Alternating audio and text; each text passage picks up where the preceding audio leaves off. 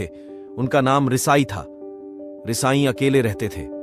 दुनिया के शोर शराबे से दूर जंगल में वो रहते थे और वह बड़े ही ध्यानी और प्रभुभक्त व्यक्ति थे, इसलिए वह पूरे जापान में बहुत प्रसिद्ध थे। एक दिन एक राजकुमार रिसाई के पास आया और बोला, हे प्रभु, मैं हमेशा थका हुआ, निराश और परेशान महसूस करता हूं। मेरा मन बहुत अशांत रहता है।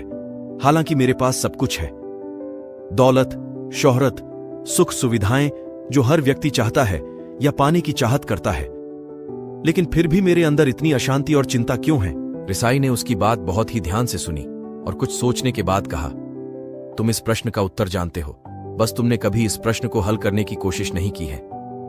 रिसाई ने आगे कहा, मैं एक खोज करना चाहता हूं, क्या तुम मेरा साथ उसमें दोगे? इस खोज के बाद तुम्हारे जीवन में किसी भी तरह की अशांति और चिंता नहीं रहेंगी। यह बात सुनकर राजकुमार बहुत खुश हुआ। उसने रिसाई से कहा, बताइए मुझे क्या करना होगा? अपने मन के शांति के लिए मैं कुछ भी करने को तैयार हूं।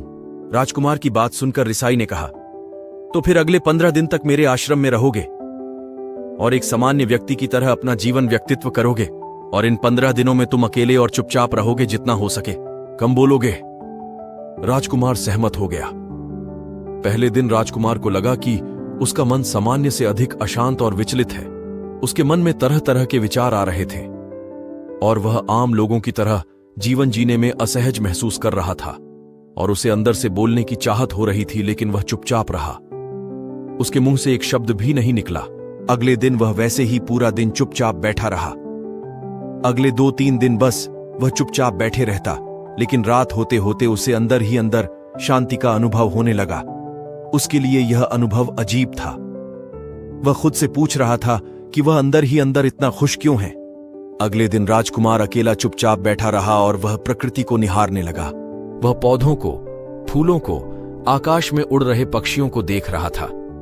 वह अपने जीवन में पहली बार यह अद्भुत दृश्य महसूस कर रहा था कि उसके आसपास कितनी सुंदरता है। अब वह दिन भर प्रकृति की सुंदरता को निहारता रहता और ताजगी महसूस करते रहने लगा था। इसी तरह से 10 दिन बीत गए थे और उसके मन की सारी बेचैनी, सारी हलचल और सभी तरह के तनाव गायब हो गए। 11वें दिन की सुबह राजकुमार फिर से एकांत में बैठ गया और कुछ ही मिनटों में उसकी आंखें अपने आप बंद हो गईं और वह गहरे ध्यान में चला गया।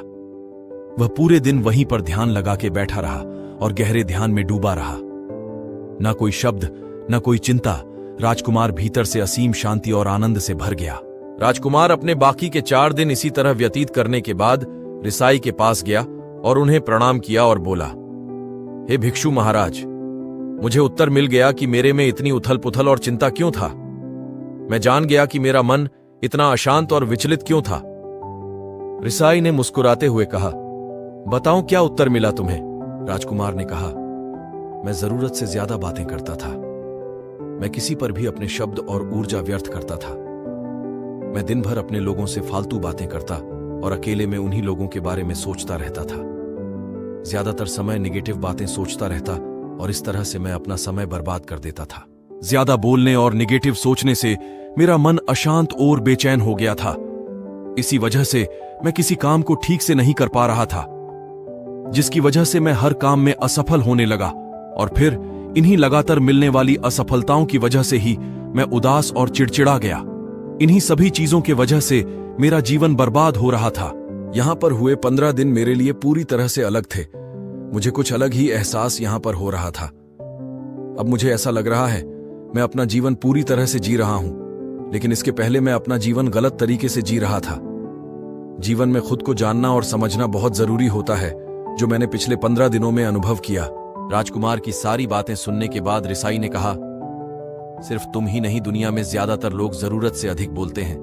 आज भी लोग ज्यादातर समय केवल दूसरों को नीचा दिखाने के लिए ही बर्बाद करते हैं। रिसाई ने राजकुमार को चुप रहने का महत्व समझाते हुए कहा, एक बार गौतम बुद्ध से उनके एक शिष्य ने पूछा, आप ज्यादातर चुप क्यों रहते हैं?